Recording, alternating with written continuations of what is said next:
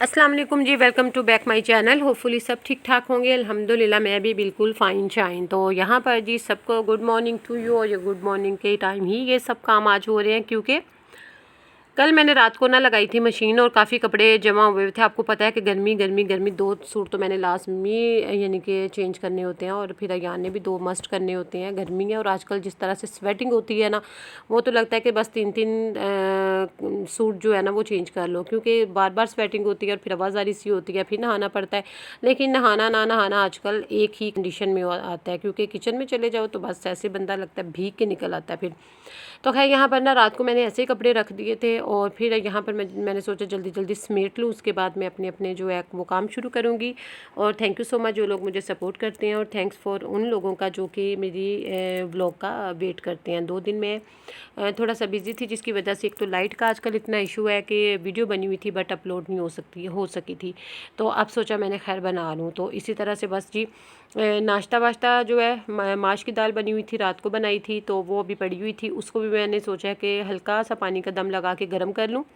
और अवॉइड करती हूँ कि ओवन में ज़्यादा ना गर्म ना चीज़ें करूँ। मैं ओवन का अपना बहुत ज़्यादा कम यूज़ करती हूँ, और वैसे भी सही भी नहीं है। हाँ, जिस तरह से बिरयानी हो गया, कभी अगर कोई चीज़ और बनी हो या जंक फूड में से कोई चीज़ें हो गई, तो उनको अच्छे से अंदर तक, ताकि अच्छे से स्टीम चली जाए, तो फिर मैं ओवन यूज़ करती हूँ।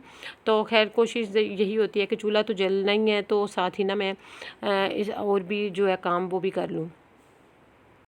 तो जी ऐसे ही है। बाकी अल्लाह पाक सबके हक़ पे रहम करे। एक तो गर्मी इतनी ज़्यादा है, और एक तो घर घर की जब अपनी बंदा परेशानी जो है ना दूसरों की जब सुनता है ना, तो यकीन माने कि अपनी जो है परेशानी वो बंदा भूल ही जाता है। आजकल जो महंगाई का आलम है हर बंदे को ही पता है, ये तो हम न्यूज़ सुनते ही रहते हैं, बताने वाली कोई बात नहीं है। लेकिन सम टाइम बड़ा होता है, मैं कहती हूँ कि करोड़ों शुक्र है हम लोग फिर भी गिले शिकवे करते रहते हैं, अपनों से करते हैं, बहन भाइयों से करते रहते हैं, कोई ना कोई गिला शिकवा के बैठ जाते हैं। लेकिन वही बात है, अगर आप 3 वक्त का आजकल खाना खाकर सोते हैं, अगर आप बगैर दवाई के खाते हैं, फिर भी चलते फिरते अपना काम कर लेते हैं, तो गनीमत समझिए और वाकई अल्लाह पाक का शुक्र करें, और शुक्र ही करना चाहिए। और हकीकत है कि जब हम लोग अपने से नीचे लोगों को सुनते हैं ना स्टोरी, या उनको देखते हैं ना, तो फिर हम कहते हैं कि या अल्लाह, और हमें शुक्र करने की तब ही तौफीक आती है। और अल्लाह पाक ही बेशक किसी किसी को शुक्र और सब्र करने की तौफीक देते हैं। तो ये है कि ज़रूर किया करें, कोई भी नेमत आपके पास है, कोई भी है, तो अल्हम्दुलिल्लाह बोला करें। अल्लाह पाक सुबह नहीं आती है तो अल्हम्दुलिल्लाह बोला करें, क्योंकि अल्लाह पाक को भी जब हम अल्लाह का शुक्र अदा कर रहे होते हैं ना, तो वो मुस्कुरा रहा होता है कि मेरा बंदा कितना अजीम है कि वो मेरी नेमतों का शुक्र अदा करता है। और मैंने देखा है कि फिर ना अल्लाह पाक से शुक्र करते जाओ ना, तो अल्लाह पाक उतना ही नवाजते हैं। बेशक वो सबको देते हैं, कुछ आजमाइशें होती हैं, और आजमाइशें जो हैं वो तो घर घर का हिस्सा है। हम मत समझें कि मेरे से वो अच्छा है। हम लोगों को ना कहते हैं ना कि दूर के ढोल सुहाने होते हैं। हम लोग कहते हैं कि वो बंदा सही है, शायद हमारे में कमियाँ हैं, हमारे घर में कोई कमियाँ हैं, हमारे रिस्क में कमी है। अल्लाह पाक तमाम बेरिस्कों को रिस्क दे, अल्लाह पाक बीमारों को शफा दे, अल्लाह पाक सब पे रहम करे, करम करे। और हमेशा ना अगर आप अल्लाह तवक्कुल करेंगे ना, तो यकीन करें कि अल्लाह पाक आपको गायबाना तौर पे आपको नवाजता है। आपको समझ नहीं आएगी कि कहाँ कहाँ से अल्लाह पाक आपको नवाज रहा है। लेकिन जब हम लोगों से एक्सपेक्टेशन कर लेते हैं ना, अपने रिलेटिव से, अपने बहन भाइयों से, फिर बल्कि हम लोगों को ज़्यादा तकलीफ़ होती है। हम लोग दूसरों के साथ कंपेयर कर रहे होते हैं। तो खैर आज जो है ना ये तो टॉपिक चलता रहेगा। और आज जो मेरा ख़ास टॉपिक था ना कि मेरी अम्मी की तरफ बैठी हुई, तो वहाँ पर ना मोहल्ले की 1-2 लड़कियाँ और फ्रेंड्स यानी कि आ गई। बड़ा अच्छा वक्त गुजरा, साथ गुजरा, इकट्ठे गुजरा। तो वो बेचारी एक दिन अपना रोना रो रही थी। हम लोग काफ़ी अर्से बाद मिले, तो वैसे ही कि जी हस्बैंड ने मारा और मुझे इतना मारता है। तो यकीन करें कि हम बहनों को इतना हुआ कि देखो कि आजकल के ये हालात है कि ऐसे मर्दों को शर्म आनी चाहिए भाई। औरतों को भी ख्याल रखना चाहिए कि कोई बात उनको बुरी ना लगे। हर घर में हो जाती है, ये बात नहीं है कि किसी के घरों में बातें नहीं होती। सब घरों में छोटी छोटी नोक झोंक है।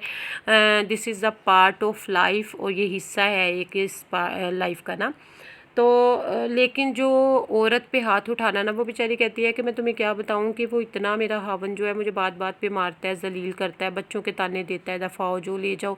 देखें जी, एक औरत है वो कैसी अपने घर को साफ़ रखती है, एक औरत है अपने घर को किस तरह से मेंटेन करने के लिए सुबह से लेकर रात तक जिद्दोजहद करती है। हस्बैंड आएगा, उसको खाना देना, उसको कपड़े देने हैं, कपड़े आयरन करने हैं, टाइम पर वॉश करने हैं, बच्चों ने आ जाना है, बच्चों का खाना देना। लेकिन फिर भी सुनने को अगर कोई बुरे अल्फाज मिले, अल्फाज तो चलो कहते हैं ना कि बर्दाश्त हो जाते हैं, वैसे तो अल्फाज भी जो होते हैं ना, कहते हैं उनका जो घाव है वो कम भरता है जल्दी। लेकिन खैर जो मार है ना, जिस तरह से कि औरत पे हाथ उठाना, और ये तो हमारे इस्लाम में भी जायज़ नहीं है, तो औरत पे हाथ उठाना तो बहुत बुरी बात है। तो बाकी ऐसे मर्दों को अल्लाह पाक तौफीक दे। और वो कहती है कि बात बात पे वो हाथ उठाता है। तो मैं उसको कह रही थी कि मेरा ख्याल है कि तुमने भी ना उसको आदत डाल दिया बार बार अपना यानी कि हाथ उठाए तुम्हारे ऊपर। जब पहली दफ़ा उसने हाथ उठाया तो तुमने तब ही कंट्रोल करना था। और ये हकीकत है, जब तक आप लोग अपनी इज़्ज़त खुद नहीं करेंगे, दूसरा बंदा आपकी इज़्ज़त नहीं करेगा। आप ख़ुद को रिस्पेक्ट दें, आप ख़ुद से प्यार करें, ख़ुद को मोटिवेट करें, खुद की केयर करें, दूसरे लोग भी आपकी करेंगे। और ये हकीकत, अगर आप यानी कि अपनी कदर खुद नहीं ना करेंगे, और कोई भी आपकी कदर खुद नहीं करेगा। अपने हस्बैंड को अगर उसने एक दफ़ा तुम्हें थप्पड़ मारा है तो उसको उसी टाइम रियलाइज़ करवाओ कि थप्पड़ मारना कितनी बुरी बात है, और उसको पता चले कि नेक्स्ट टाइम वो थप्पड़ मारते हुए या कोई बुरा कुछ करते हुए वो 100 दफ़ा सोचेगा।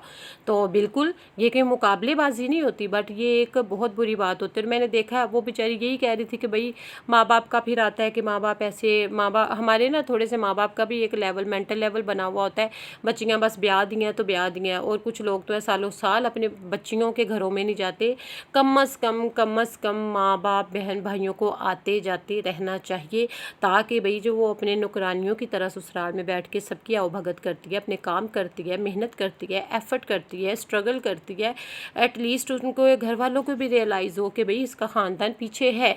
जब उसको पता चलेगा तो वाकई ही उसका पलड़ा भारी होगा, और दूसरे लोग भी उसकी रिस्पेक्ट करेंगे। तो ये था, तो वाकई इस तरह से करना चाहिए, और उन मर्दों को भी अल्लाह पाक हिदायत दे। तो मैंने सोचा कि आप लोगों के साथ लाजमी शेयर करूँ। तो आप लोग भी ना अपनी इज़्ज़त खुद किया करो। ये औरतों के लिए स्पेशल आज मैंने वीडियो बनाई थी। देखिए, मैं कोई एक्सपर्ट तो नहीं हूँ, लेकिन जो मेरे माइंड में था, जो कहते हैं ना हर एक से मशवरा ले लेना चाहिए, और हमें किसी ना किसी की बात का असर हो जाता है। थोड़ी सी ये मोटिवेशन थी आप लोगों के लिए। होपफुली आज का व्लॉग, आपकी वीडियो आज की अच्छी लगी होगी। अगर अच्छी लगी होगी तो कमेंट करना मत भूलिएगा, और चैनल को सब्सक्राइब कर दें, और बेल आइकन के बटन को भी प्रेस कर दें, और दुआ में याद रखिएगा। ओके, अपना ख्याल रखिएगा। Take care. अल्लाह हाफिज़। Bye bye.